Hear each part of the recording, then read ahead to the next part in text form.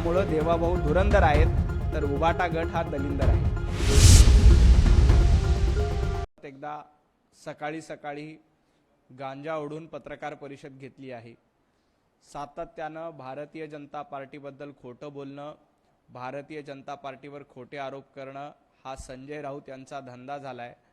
आणि आज तर संजय राऊत हे उभाटा गटाचे प्रवक्ते होते का पवार कुटुंबियाचे प्रवक्ते होते का काँग्रेसचे प्रवक्ते होते असा प्रश्न पडावा, अशा पद्धतीची पत्रकार परिषद संजय राऊतांनी घेतली।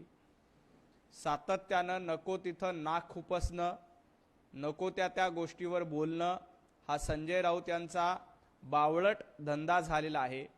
हा बावळटपणा सातत्यानं ते करतायत।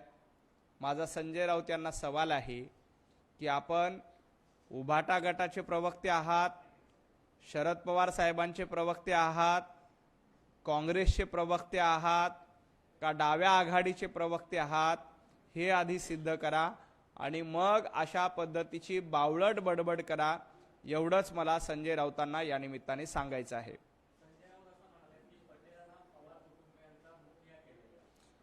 संजय राऊत हे आता पवार कुटुंबियांचे मुखिया झालेत का?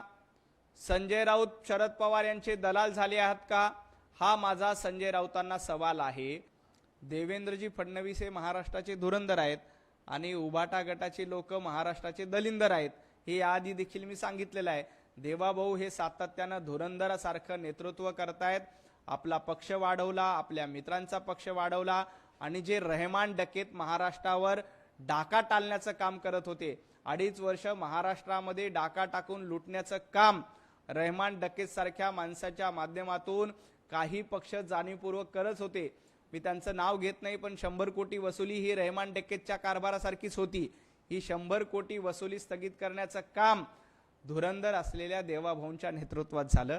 त्यामुळं देवाभाऊ धुरंधर आहेत तर उभाटा गट हा दलिंदर आहे।